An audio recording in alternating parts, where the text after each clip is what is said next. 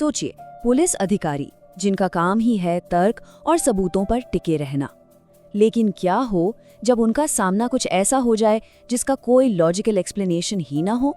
ये पड़ताल उन्हीं लम्हों की है जब कानून की दुनिया का सामना होता है अलौकिक से।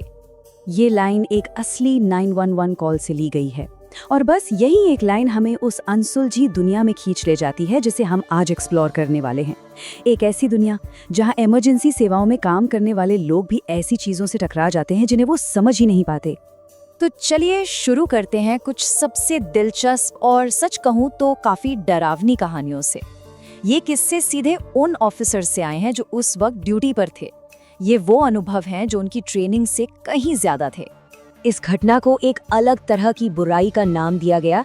जरा सोचिए, एक डिस्पैचर जिसे 25 साल का तजुर्बा है, उसने अपनी लाइफ में सब कुछ सुना होगा, है ना? लेकिन ये एक कॉल उसकी रूह कंपा देती है। उसे एक ही वक्त पर एक लड़की के चीखने और एक आदमी की चिल्लाने की आवाज आ रही थी और परिवार वाले कह रहे थे कि ये दोनों आवाजें उसी एक लड़की से आ रही थी। ये एक और परेशान करने वाला मामला है। कई ऑफिसर्स सेल नंबर 1 में एक कैदी को देखते हैं। थोड़ी देर बाद उन्हें पता चलता है कि वो सेल तो हमेशा से खाली था। अब जब वो सिक्योरिटी फुटेज चेक करते हैं तो वो आदमी वीडियो में दिखता है, लेकिन जैसे ही वो उस फुटेज को सेव करने की कोशिश करते हैं, वो आदमी उनकी आंखों के सामने हवा में गायब हो जाता है। तो बात ये है कि ये कोई एक दो किस्से नहीं हैं। पुलिस वालों के लिए ये डरावने अनुभव एक बड़े पैटर्न का हिस्सा हैं। ये इस तरफ इशारा करते हैं कि ड्यूटी के दौरान कुछ तो ऐसा हो रहा है जो नॉर्मल नहीं है। एक ऑफिसर एक वेलफेयर चेक पर है। उसे पूरा यकीन है कि घर के अंदर जो महिला है उसकी मौत हो चुकी है। वो खिड़की से झांकता है, कुछ नहीं दिखता। जैसे ही वो मुड़ता है, उसे शीशे पर ठीक उसी औरत का चेहरा दिखता है। वो घबराकर पीछे हटता है और उस औरत को घर के अंदर हॉल में जाते हुए देखता है। ये एक्सपीरियंस इतना डरावना था कि उसने दोबारा उस केस को फॉलो अप करने की हिम्मत ही नहीं की। यहाँ एक अलार्म कॉल की बात है जहाँ एक K9 यूनिट एकदम बेचैन हो जाती है। कुत्ता ये तो महसूस कर पा रहा है कि कोई मौजूद है, पर उसे कोई स्मेल नहीं आ रही।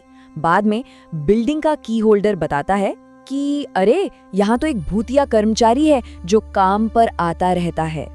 एक सार्जेंट देर रात अकेले काम कर रहा है और उसे दरवाजे पर एक साफ परछाई दिखती है।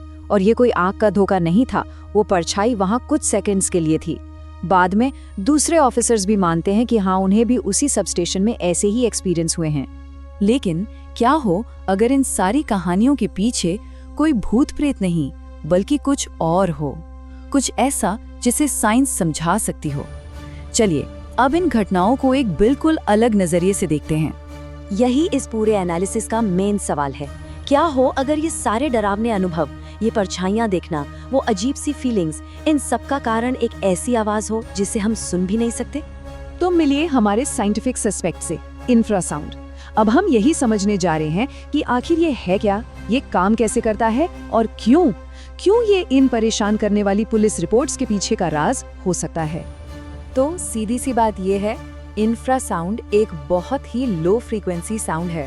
हम इसे नॉर्मली सुन नहीं पाते, लेकिन हमारी बॉडी इसे महसूस कर सकती है। ये एक फिजिकल वाइब्रेशन है जो हमारी सुनने की रेंज से बस नीचे होते हैं।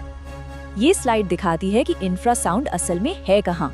हम इंसान 20 हर्ट्ज से लेकर 20,000 हर्ट्ज तक सुन सकते हैं, लेकिन 20 हर्ट्ज से नीचे की जो आवाज है यानी इंफ्रासाउंड, उसे हम सुनते नहीं बल्कि महसूस करते हैं।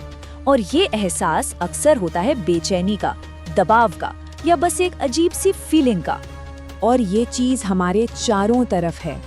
इंफ्रासाउंड नेचुरली हवा और भूकंप जैसी चीजों से पैदा होता है, लेकिन अब ये इंजन्स और वेंटिलेशन सिस्टम्स जैसी इंसानी चीजों से भी बहुत कॉमन हो गया है।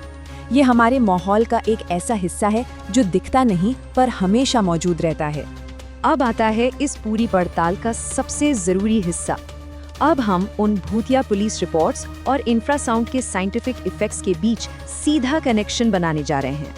किसी के देखने का एहसास, परछाइयां दिखना, ये सब पुलिस की कहानियों में बार बार आता है ना। एक ऑफिसर एक अंधेरी सड़क पर अकेला है और उसे लगता है कि कोई उसे देख रहा है।